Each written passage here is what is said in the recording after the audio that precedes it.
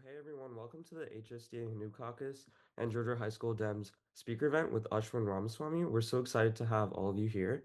First, we're going to start off with Ashwin talking a little bit about his campaign and his journey in politics for around 15 to 20 minutes.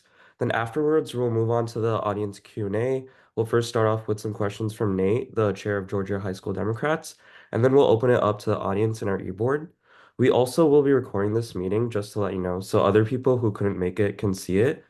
And yeah, if you have any questions for the audience Q&A, you can check out the form in the chat, which Anvika will put in now. Yeah, 1 second. I'm sending it right now. All right. Well, thank you so much for having me here. Thank you so much to High School Democrats of America and the Hindu Caucus for inviting me to address you all today. It means a lot that you all are so involved in politics because part of the point of the campaign was to show that young people can make the difference that we want to see. So I'll start with my own background. I was born and raised in Johns Creek, Georgia, which is in the district that I'm running to represent right now. My parents came here to the United States from South India, Tamil Nadu, in the early 90s.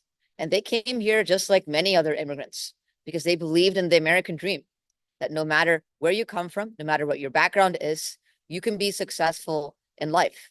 And that's what we saw. I grew up with my twin brother, Arvind. We went to school together.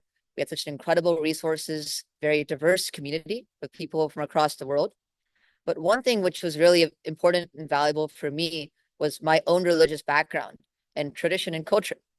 I went to a Sunday school type program called Balavihar, where every Sunday I would go learn about my own culture and traditions, where we learned about different stories from the Ramayana, Mahabharata. We learned Sanskrit, studied things like Bhagavad Gita, and just learned a lot about things that you often don't learn about in school, which is about how do you think about what's right and what's wrong?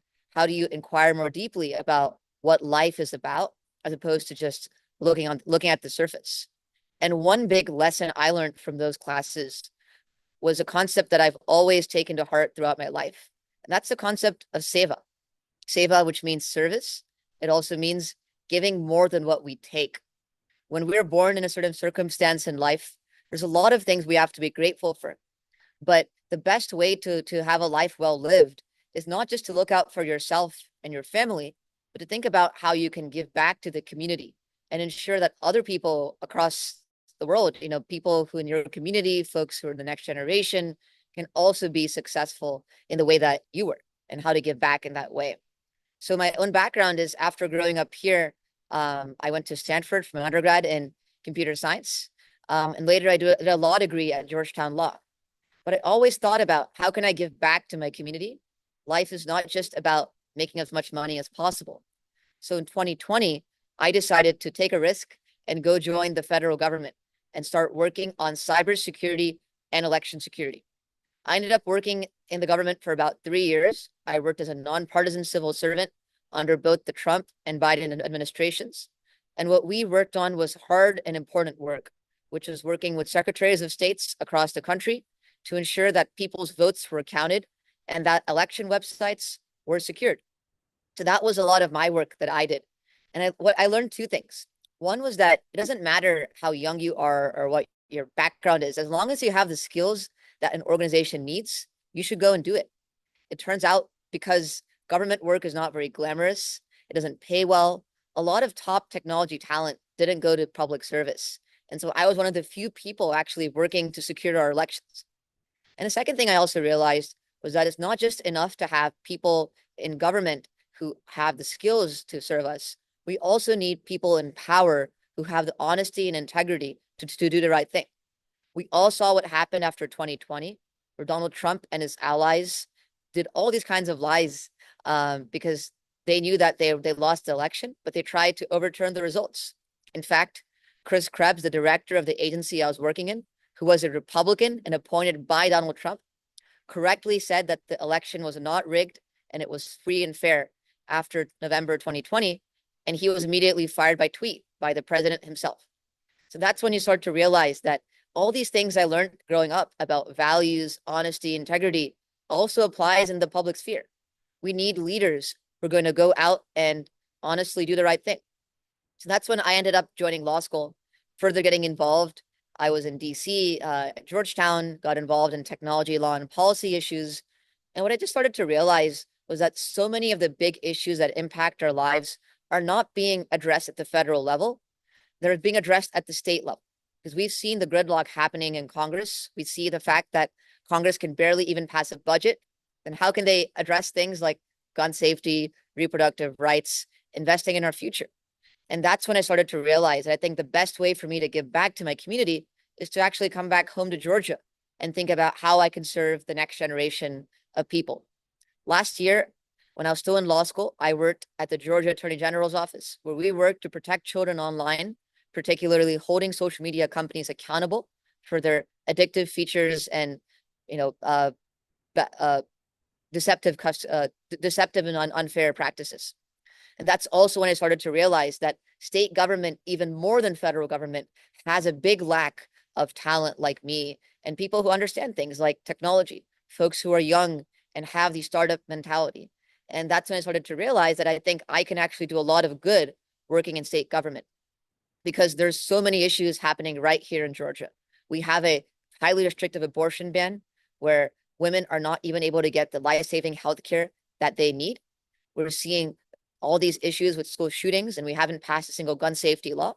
And finally, the moment when I decided that I wanted to run for office was realizing that my state senator was not only someone who didn't actively focus on these big issues that matter to us, he's facing a criminal indictment. He's currently out on bail because he tried to overturn our election results in 2020.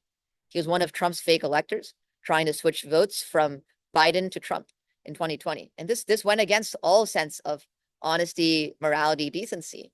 And that's when I started to realize that we need leaders who reflect the people and who can be an example for the next generation, not people who are just corrupt and can do what and are doing whatever they want to do to stay in power. And so I launched my campaign last December. And since then, I've been so incredibly fortunate to see all the support, both people in the community, but also people across the country being inspired by someone like me who's coming into politics, not because politics makes a lot of money or gives you something amazing. It's because we need to serve our communities, and we see the lack. We see the fact that we don't have enough people to step up for what is right. So that's why I started to run. And I think the last thing I'll just say is I did mention to you that Seva and my own Hindu tradition really brought me to this place. But I think it's just something to really think about, where there's a vision of politics where religion, culture, tradition actually encourages us to be better people than we are now, and to bring people together across different boundaries and really unite people.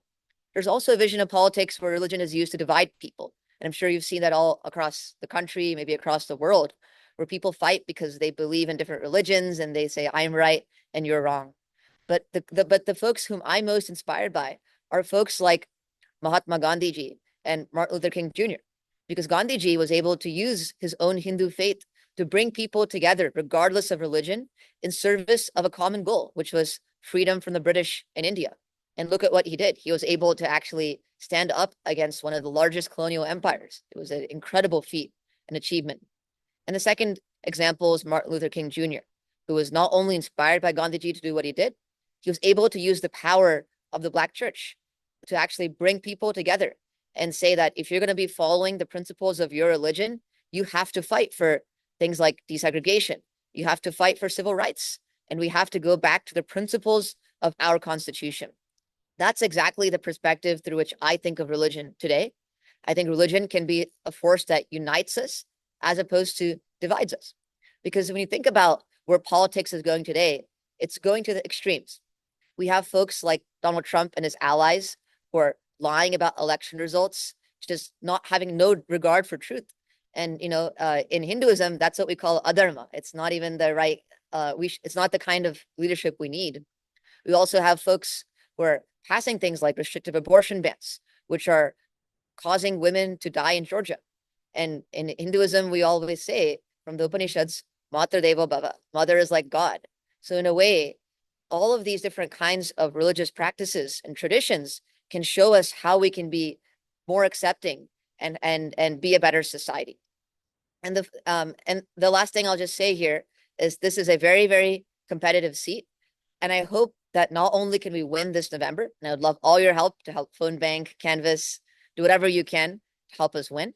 But I also hope that this shows a path forward for people like me, people who might have never imagined themselves in politics, to actually think and say, I can actually be in politics too. Because to be honest, when I started running for office, most people I knew were very surprised. They never expected someone like me to go run for office. But after seeing the vision, after seeing the momentum, I think our community has transformed because we suddenly see that there's a whole other future that we can have to bring people together and really think of something bigger than just ourselves. So I would encourage each one of you to not only continue to get involved in the election this November, but stay involved, not just during the electoral cycle, but get involved, talk to people, see how they can get involved in the political process. Because ultimately, that is our dharma as well, is to make sure that we play our own parts in society and do our duty, which is required to ensure that we can lead society with care and have a society that's just for all. Thank you so much. Yeah, that was excellent. Like, I definitely think we're so fortunate to have you as like someone who really represents not only our caucus but Gen Z, like presenting in front of us. And now I'll pass it off to Nate, who has a few questions prepared that our executive board made. Hey everybody, my name is Nate Whipple. I live in Marietta, Georgia. I'm the chair of the Georgia High School Democrats. I've known Ashwin for just under a year now. We met at a thing for our Young Democrats caucus, and I've just been absolutely amazed by the transformation of his campaign over the past year. This guy has the most energy around his campaign than I think any other campaign in the state right now. He's pulling out 40, 50 people to canvas every weekend. It's crazy, crazy stuff. And like he mentioned, he's running against a guy named Sean Still, who, for lack of a better word, is psycho. He is, a fake elector. He's out on bail. He was indicted for, trying to overturn a free and fair election based off the big lie, right? And it's makes me think about a wave of independent and maybe more moderate Republicans that are tired of what the Republican Party has turned into now.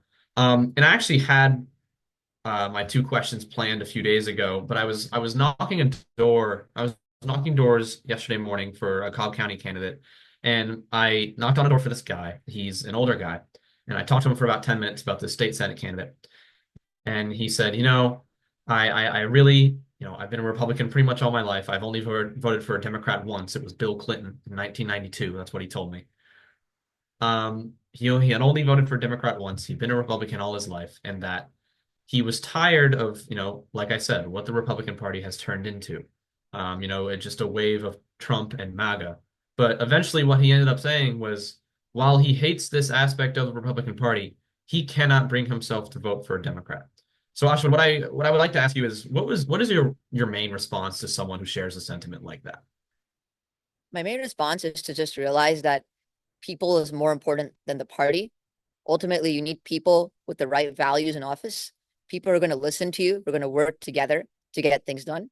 Even looking at American history, the parties have changed significantly since the creation of the Democratic Party and the creation of the Republican Party. In fact, we've had many party realignments in the past, and it's not like it's not at all like I think people seem to assume that if you run for office in the party, there's a party platform. You have to stick 100% to that, and that's it.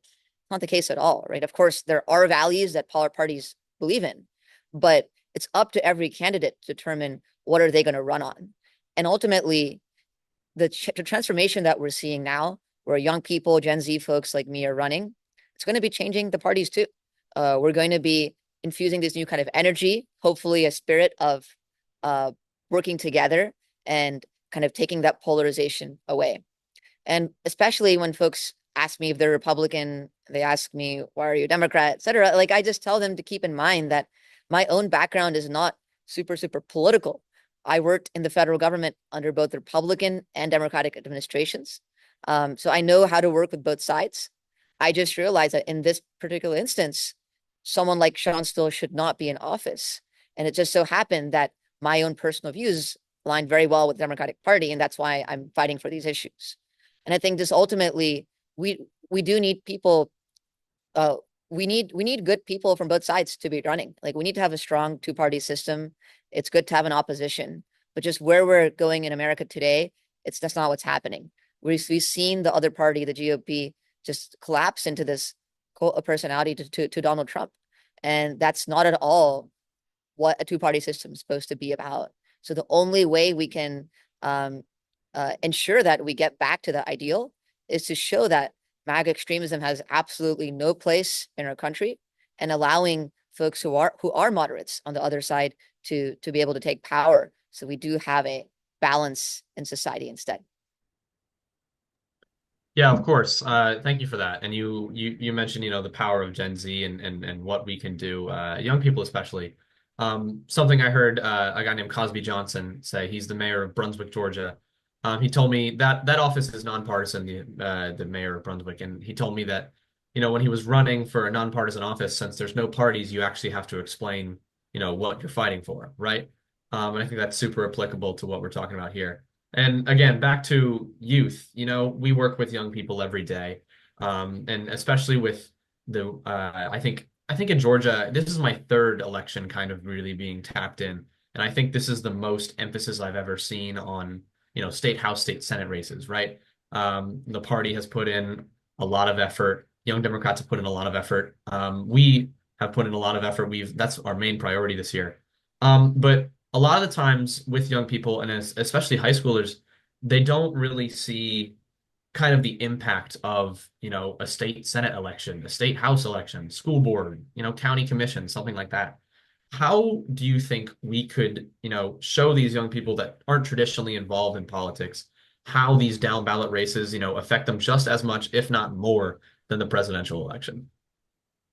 I think ultimately we have to run more young candidates for office, right? The fact is, when I win this November, I will be far more engaged with young people. It's just a fact than maybe someone who's in their 70s in the state Senate. Because I grew up in high school in my district. I still know my teachers. There's a lot of folks who see me and maybe see me as a role model. And I hope to be able to connect them, right? And help them understand that if you want something changed in your schools, if you think something is wrong, like you can talk to me and I can actually make that happen, right? So I think that's number one, is if once we have more young candidates running, it's going to be a lot easier to explain to these folks that your vote actually counts. Because the reality is just a lot of people running now who say they want young people to get involved, but they're not really, say, engaging young people to the extent that they could once they're elected. And it's not necessarily their fault. It's just that's why we need people with different backgrounds to represent. And so we need people from across different age spectrum. And I think the other thing it really is just going out and talking to people. I think a lot of young people feel shut out of the system because they just don't see how their changes can make an impact. Often people don't realize that it's not just about election organizing. It's the time in between the elections that matters a ton. And I think just having more and more youth organizing, more groups like that coming out and doing work can also help alleviate that problem. But I think we're seeing the change. Like already we're seeing more Gen Z candidates running for state House, state Senate. And of course, we have a Gen Z member of Congress, Maxwell Frost. And I think people are starting to realize that, now is the time where you can make change. And that's the history of this country and the world, is that young people have almost always been at the forefront of major changes, because they're the ones who have the energy, the drive, and the passion, and really the necessary amount of idealism to think that we can do things differently, and we need to keep making that happen. Yeah, definitely. And I think we're definitely at the height of like young people thinking, oh, our politicians don't represent us, right? Which, I mean, I've definitely felt that before. I think everyone in this call has felt that before. And, it's nice to see someone like Maxwell Frost in Congress. I think in Georgia, we have 5 Gen Z Democratic nominees for the state House and Senate alone. But yeah, that wraps it up for me. I'm going to hand it back to Ashva to go back to our forum questions. So thank you, Ashwin. No problem. Yeah, I think Anvika's gonna, yeah. Okay, so before we go to the Google form, if anyone has any questions to ask Ashwin right now, we can open the floor to that, and then you can just unmute and ask any questions you have. If not, we can go directly to the Google form questions.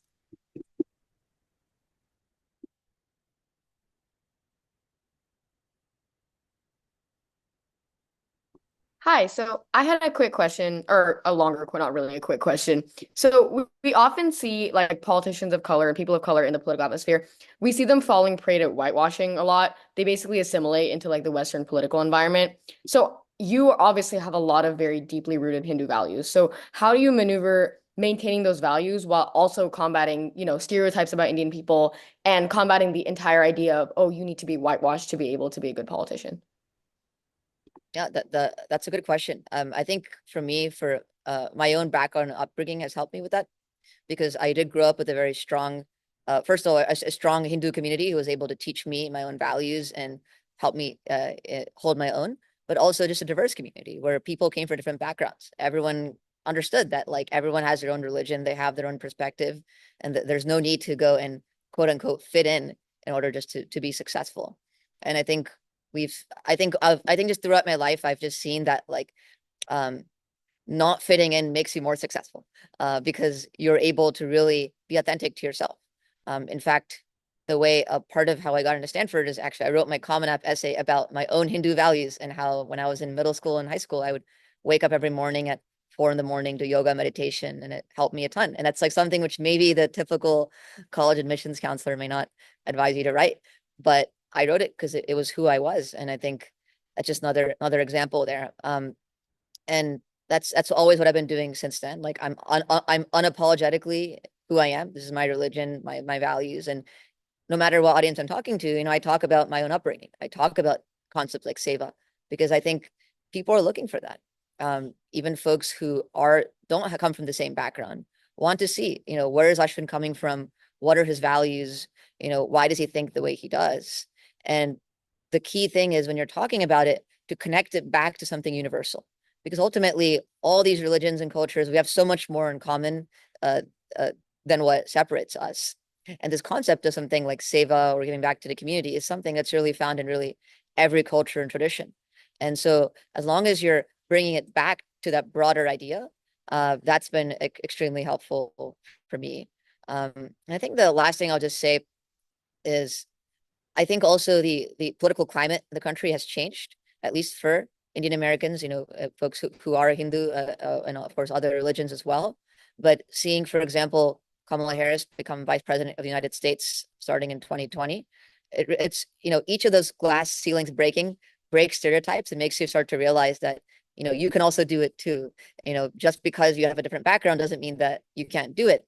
And Kamala Harris, for example, her mom is from the same part of Chennai, India, as my mom, and you just start to realize that there's no longer, especially as a second generation immigrant, it almost feels like there's two different worlds. There's a world of the Indian Americans or the religious folks, and then there's a world of the everyone else when you go to school. But what I started to realize is these two worlds started collapsing, right? When folks, especially now, are now when they're talking about Kamala Harris for president, Kamala is a Sanskrit word, and there's like you start to realize that everyone is connected in a certain way, and there's absolutely no problem with just being yourself.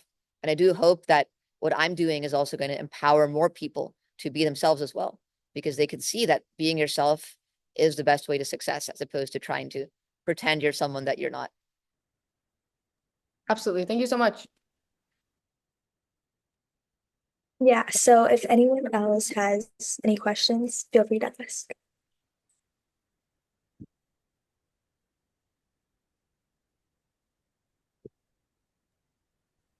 Okay, if not, we'll move on to the Google form that we put out for questions. So our first question was from Ayan Gupta from New Jersey. And his question was, what are some struggles you have faced? Like, what were the main struggles you have faced? Like, what would you say was like the single most uh like terrible difficulty you faced in like your election? In my election, um, I think the I think the biggest struggle, I think so. I think to start with, I think, as I mentioned, I've been very, very grateful for all the momentum that's come from this campaign. I didn't know what to expect, honestly, running for office. I think the biggest struggle was actually um, dealing with some of the racism and bigotry in this campaign. One thing which growing up, as I said, I grew up in a very diverse community. I didn't really face too much of people saying stuff like "go back to your country" or things like that, largely because there's a lot of people like me, right? And there's strength in numbers. People realize the value of diversity. But when I start to realize that once you start running for office and, potentially assuming a position of power, that's when the racism comes in, because there are people still who believe that you don't have a place in this country. And I think seeing seeing what happened just made it even more important for me to keep running, because it's just so important. And this started out with, when we with texts being stuff saying racist things and things like that. It really crescendoed into my opponent actually sending racist mailers to our district, asking folks to call the police on me, darkening my skin, and it was just like all kinds of stuff. He even attacked me for my Hindu faith. It was actually pretty bad. But I would say the silver lining here is that most people in my district are fairly diverse, and they realize the importance of diversity and people with different backgrounds. So they've really seen through those attacks for what they truly are, and it's really redoubled the support behind me, because people are starting to realize that, hey, this campaign isn't just like Ashwin going and doing his own thing. He's standing up for our entire community, and he's taking these attacks, which people are throwing at him. And I think my own culture, tradition, values, being a Hindu has taught me how can you gracefully deal with those kinds of attacks in the right way. Don't be unsettled by it, but use it to instead further educate people about what's right and what's wrong. Let's say, I think that's been the biggest challenge we had to deal with. But I think we've been able to take that challenge, and obstacles are always a way to make you better. And so I'm grateful we've had the opportunity to really go through them, right? And be able to show the community what my true values are like.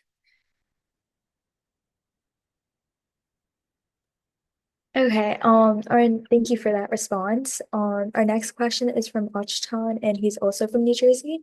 So his first question is, given your focus on inclusivity and advocating for equal opportunity, how do you aim to support and elevate Hindu American voices within the Georgia State Senate? And are there specific cultural or community-based policies you'd like to implement? So there's a few things here. I think one is to just keeping in mind that representation alone can make a huge difference. Of course, it's not going to be a panacea here, but I would be both the first Indian American and the first Hindu American legislator in Georgia. And that makes a big difference, because if there's an issue, like let's say there's, just to give you an example, let's say that there's an issue with something happening on a holy day for Hindus, right? And if you don't have someone in the legislature who understands it, they have to be told what to do by the advocacy groups. But if someone like me is already there, I know what to do, because I know what our values are. I know what our tradition is. So I think first of all, just having someone there, it's going to make it a lot easier for people from the temples, people from other community centers to be able to make their voice heard at the state capitol. What I also want to do is being able to combat any kinds of bigotry or hatred. One thing Georgia is still missing is we're missing a comprehensive state civil rights bill.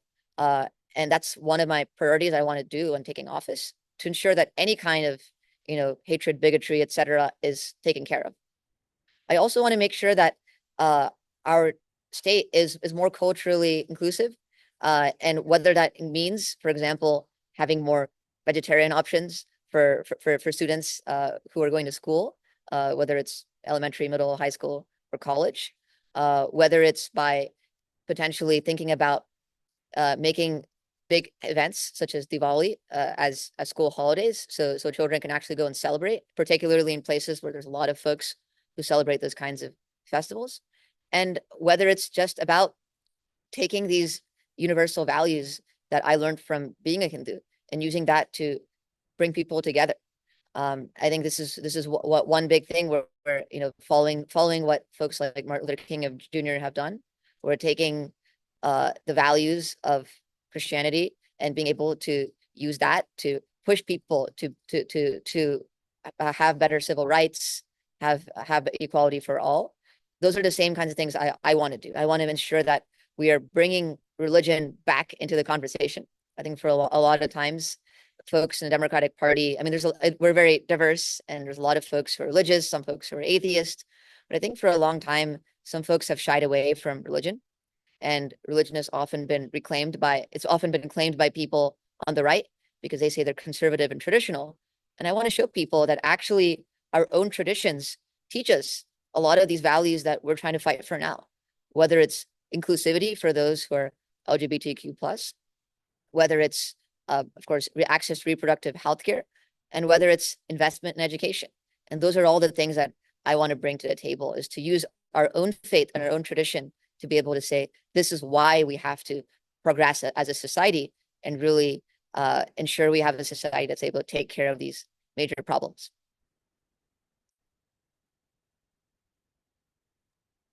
Okay, and his other question was, okay, are there, oh, okay, given your background in election security, how would you address challenges to communities such as the Hindu American community in relation to digital misinformation or targeted hate speech online? It's a great question. So in 2020, I also worked on disinformation work, particularly when I was at Stanford. We actually worked on finding and addressing disinformation narratives in social media around both the election and also around the vaccines in 2021. There's a lot of anti-vax rhetoric. And we learned a few things. One is that the platforms themselves have a lot of role here. Facebook, Twitter, Instagram, Threads, all these other platforms, they play an important role in ensuring that they're able to moderate content effectively and ensure that content that's demonstrably false is marked as so or removed from the platform, because that's something, where we don't want people to be deceived when they see information which is clearly false. And then the second thing we did see was that in order to combat disinformation, often the best way to do it is to flood the zone with real information. So when you have conspiracy theories about election fraud, what we need to do is we have to equip elections officials at the state and county level to be able to have their own campaigns where they can actually put out real information, and they can put advertisements and say, this is how your votes are counted. This is why there was no fraud in X, Y, and Z case. That's one big thing which I would want to do. I want to ensure that elections officials, other parts of the government, especially state and local government, have the skills. So they have people who understand social media, how narratives spread, but also have the resources to be able to combat any kind of misinformation. And so that's what I would focus on. And I think the last thing, the question was also around racism or bigotry, anti-Hindu speech. And I think it's very similar as before, right? Whether it's elections, whether it's spreading misinformation about any faith group, any community, we have to ensure that organizations are equipped with the tools to fight back, right? So if people are spreading lies about temples or Hinduism, for example, we should encourage these organizations that are already active for temples, et cetera, to have robust social media presences, able to talk about their faith and talk about things like, why do we light a lamp, or why do we do this, or explaining about how a temple works, and all these kinds of things can be helpful. I would say the latter is probably not as much a government function. That's more a private function. But I do hope that by being a state senator, it's not just about passing laws. I'm able to elevate voices of the community. So I hope that with that stature, I'm able to be a convener and be able to bring people together, bring private investment, and say, hey, you should focus on these kinds of things, because this is how you can actually bring this community forward. And I think there's a lot that the Hindu community can learn from various other faith communities in the United States in terms of how they've been able to really to combat disinformation, combat hate speech. And I would really love for this community to take the next step forward to really protect their interests and properly represent itself to the rest of the country. Okay, great. Also, we had another question from Sonia, also from New Jersey. Their question was, what is your goal once you're elected? And also, once you do get elected as senator, do you have any plans after that? So once elected, my goal is to serve the people. And I know that sounds very general, but that's ultimately what this job is all about. So one part of it is, of course, passing laws. And my priorities, as I mentioned before, number one, ending our abortion ban in Georgia so women can get the life-saving health care they need. Number two is passing gun safety laws here so that we can prevent the next mass shooting. Number three is making sure we protect access to vote and voting rights. But the other piece here, which isn't just legislating, is constituent services. I want to make sure that anyone who right now is contacting the government and feels like there's a stone wall, no one's responding, they should know that my office exists. They should be able to reach out to me. I will have the resources to ensure that they get a response and they're able to deal with things. Whether it's something as simple as talking to your county commissioner about planting a tree, which someone recently told me about, they needed help with that, or whether it's complex, whether it's Comp Now waivers for children with disabilities, ensuring that you have the right healthcare benefits you need.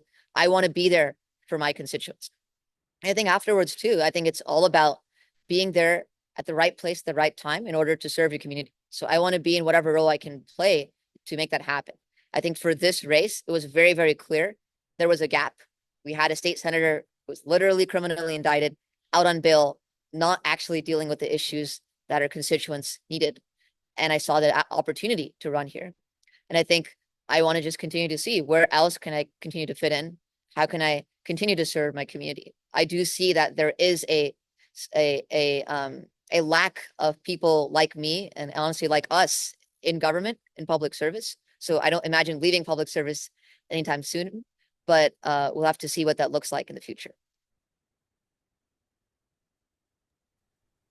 Thank you. And I got one more question from Ismini, and she's from Atlanta, and she was wondering if as a state senator, what are you going to do to actively engage with young people?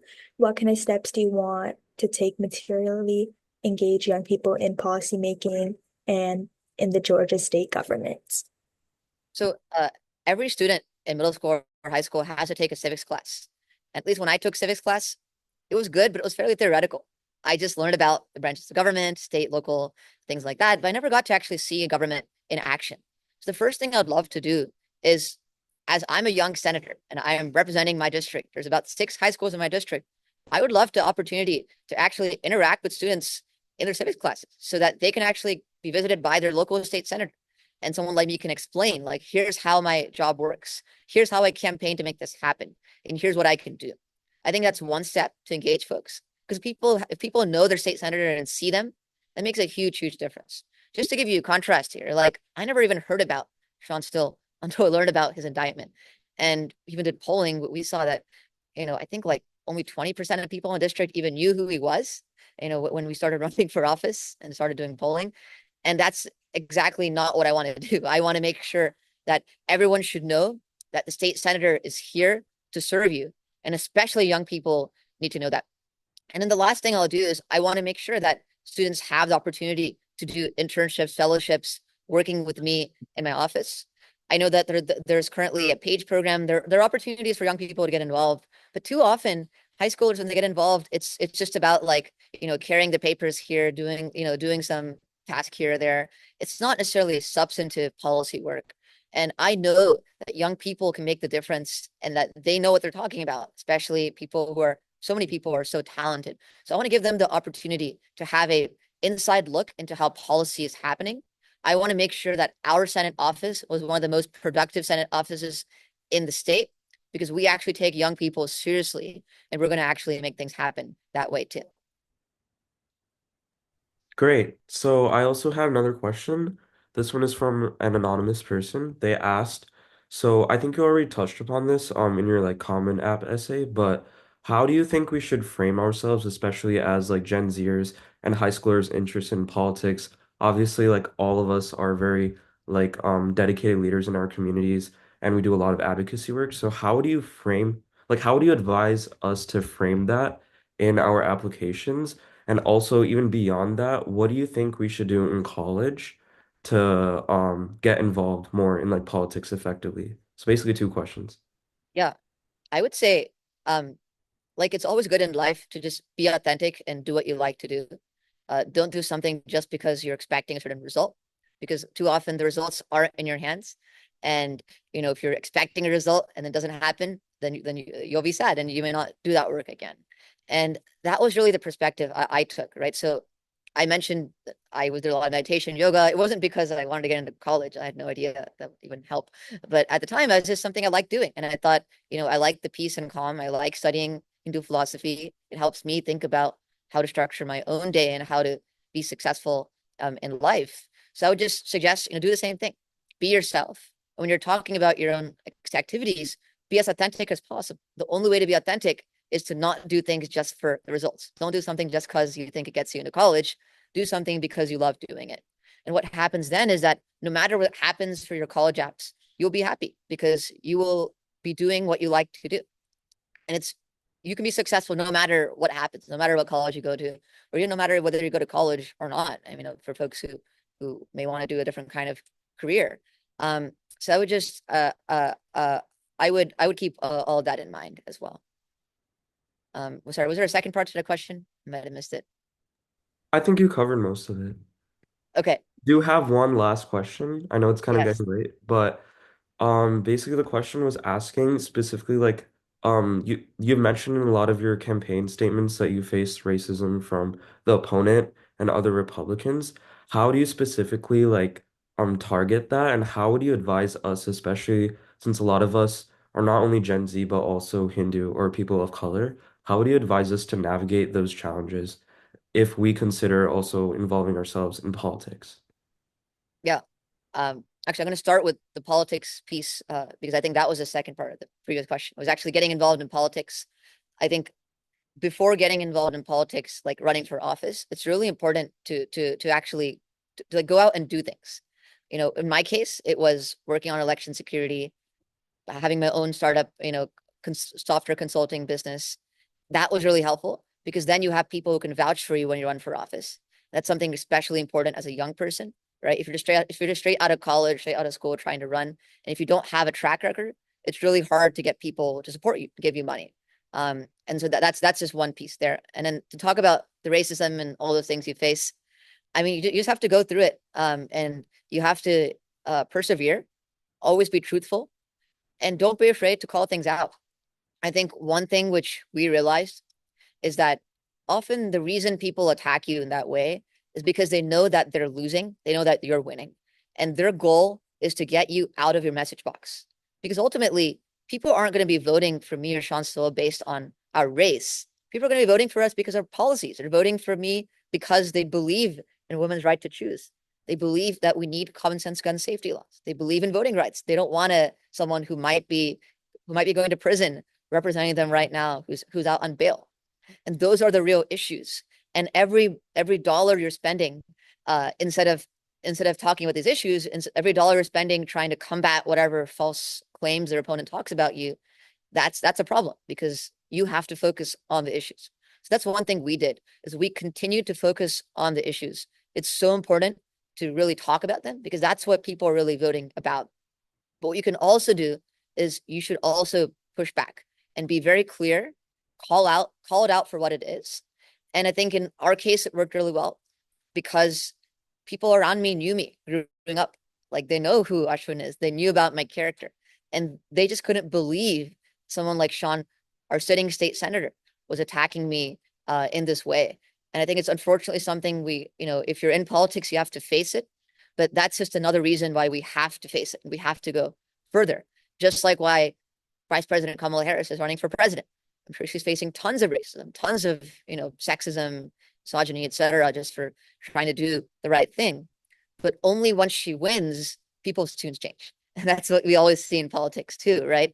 Everyone will criticize you, or et cetera, until you win. And then they stay silent because they realize that this is the people's decision. And we have to show America that America wants people like us in office because we represent the future and the inclusivity that we need. And I'd say, if any of you are considering a political career, run for office, or if you're facing any kind of these attacks, I'm happy to chat with you at any time to tell you more about how we dealt with it, and always happy to be support for you. Because I think the thing about politics, I think that like the worst part about politics is that people will say all kinds of stuff about you, which are terrible, you never imagined. The best part about politics is people will help you in ways you never imagined. So when you stand up for yourself and say, this is wrong, this is what I'm fighting for, there's so many people who stand up and say, I am with you. And that's completely worth it. Awesome. Thank you so much. I think that applies to all of us really well in our everyday lives. When you went public earlier this week with the stuff that Sean still was sending out, it shocked me and it shocked a lot of people. I think it got around really well, especially the people that aren't really involved in politics. my grandma texted me about it, and my grandma lives in North Carolina.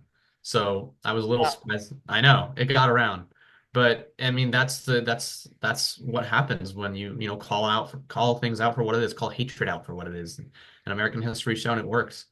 So this is about when we conclude. I want to thank you all for coming. We've got a bunch of good volunteer opportunities for Ashwin coming up. We've obviously got 9 days until the election. You can go on Mobilize. There's a bunch of phone banking, canvassing opportunities throughout the week and this weekend before the election day.